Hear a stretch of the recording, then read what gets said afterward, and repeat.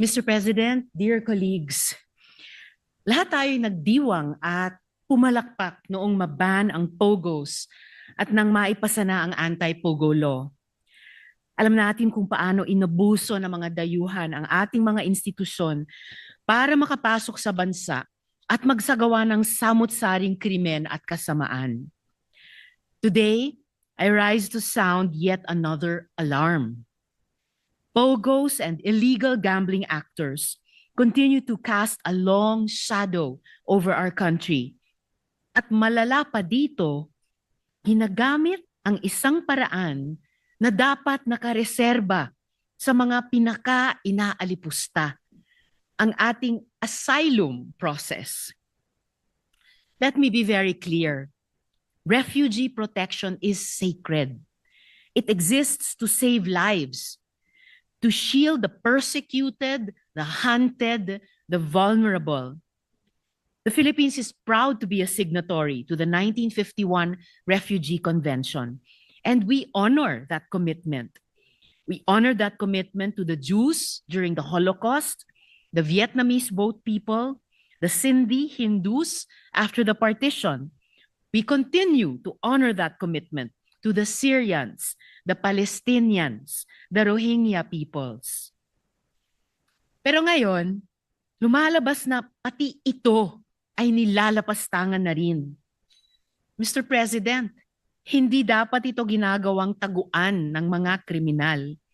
Hindi dapat ito nagiging escape hatch ng mga sindikato. A few days ago, on December 3, a Chinese fugitive, Lin Xiangqian, was arrested via a mission order by our Bureau of Immigration. Siya po ay wanted sa kanyang bansa, sa China, for running illegal online gambling operations.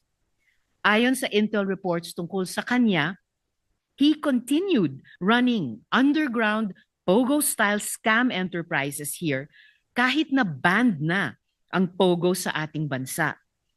Ayon pa sa ating informants, siya ang leader ng Baccarat Boys o mga puganteng nag-ooperate ng illegal online gambling sites. Ang kanyang dalawang kasamahan ay nahuli na din ng ating mga otoridad.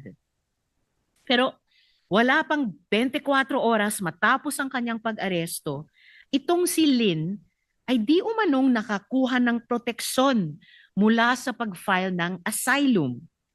Ang kanyang abogado di umano ay sumulat sa Refugee and Stateless Persons Protection Unit, RSPPU, noong December 4 para i-express ang intensyon ng kanyang kliyente na mag-apply ng asylum.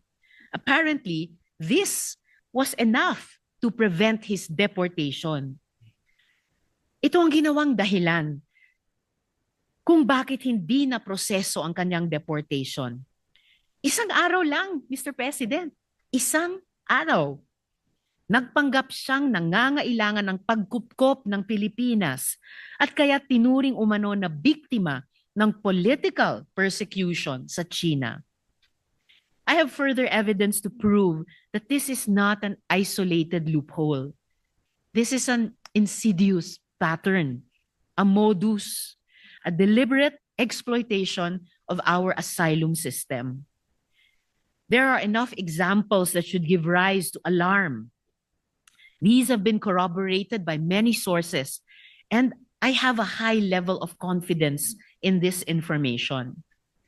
I have redacted some information as I understand that despite these glaring red flags, there remains a need to uphold the protections assured in this process for the sake of future genuine applicants.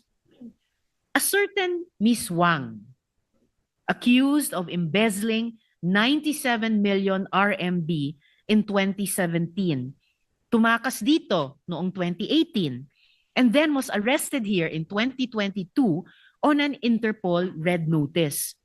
She was soon after released because she obtained refugee status. May dalawa siyang passport, Chinese at Antigua and Barbuda. She applied for refugee status on January 23 and received it in April 2023, or just 3 months after. A certain Mr. Yin, illegal casino operator, blacklisted and arrested in August 2024, released because he obtained refugee status in September 2024. I want to highlight this case. August 2024 ang application ng kanyang asylum. September 2024 ito ginawad. 1 buwan lang. A certain Mr. Tang, Hong Kong citizen, organized illegal gambling in the Philippines, wanted by Chinese authorities and with an Interpol red notice. Again, released because he obtained refugee status in August 2024. A certain Mr. Ren, illegal online gambling operator, also arrested on an Interpol red notice. Mahuhulaan nyo na po siguro, sasabihin ko next. Released January 2025 because he obtained refugee status. And now, Lin Xiangqian, arrested December 2, 2025, and deportation blocked because he immediately filed for refugee status. These cases have 3 common features. Una, they are all fugitives wanted for non-political, non-religious crimes. Pangalawa, they all operate in illegal gambling, POGO-style criminal enterprises, or underground digital casinos, activities that have long victimized Filipino communities. Pangatlo, they all seek asylum the moment they are arrested in the Philippines. Ang sabi pa nga, ang claim nila ay sila ay Falun Gong members. Under the 1951 Convention and DOJ Department Circular Number 024, Series of 2022, a refugee is someone who fears persecution due to race, religion, nationality, membership in a social group, or political opinion, not someone escaping fraud charges, casino operations, or illegal gambling syndicates. Refugee protection does not apply to a person who has committed a serious non-political crime and who presents a real danger of inflicting the same harm on our people. Pag ikaw nga naman ay tinuring na refugee, you enjoy safe harbor in the country that gave you refugee status. Pwede kang maglabas-masok. You are protected from the alleged persecution that gave rise to your claim for asylum. Mataas and universal ang mga pribilehiyo dahil kinikilala natin bilang sanlibutan ang hirap at pasakit na dinaranas ng mga biktima ng political persecution, mga inaapi ng isang marahas na estado. This raises a basic question. How are individuals wanted for non-political crimes able to pass through our asylum process so easily and so consistently? How are Interpol Red Notice fugitives able to avail of the protections reserved for the vulnerable peoples of the world? The pattern suggests either a serious failure in our screening mechanism or deliberate facilitation, whether through neglect, influence, or corruption. Ganito po ang form na kailangang sagutin ng mga aplikante para maging refugee.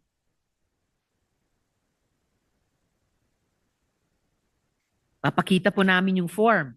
What is happening here? Are we taking applicants' declarations at face value in forms that are not made under oath? Or are they declaring truthfully and we are ignoring the rules? Kapabayaan ba o katiwalian? Why am I more inclined to believe that something fishy is happening? Well, Mr. President, nung ako po'y nagtanong sa DOJ budget hearing, ang sabi sa akin ay 1 year hanggang 2 years ang average time ng pag-process ng refugee application. Pero itong mga ito, halos 2 months lang. Si Mr. Yin, 1 month lang.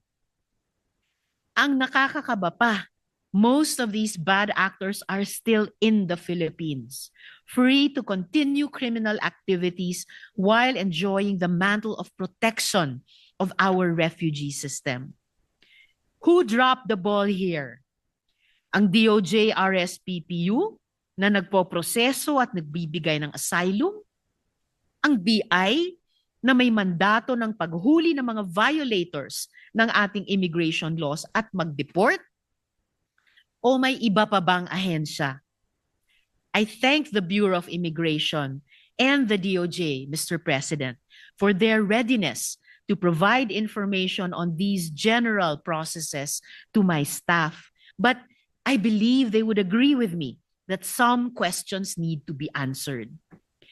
When a fugitive can file for asylum 1 day after arrest and effectively block deportation, the system is no longer functioning as intended. When multiple refugees from the same criminal sectors, illegal casinos, pogo-linked activities, underground gambling syndicates, all receive refugee protection, the issue stops becoming about a non-functioning system. It becomes about a system protecting criminals and compromising public safety. Mr. President, sa susunod po na linggo, didinigin po ng Subcommittee on Justice and Human Rights ang kaso ni Joseph C.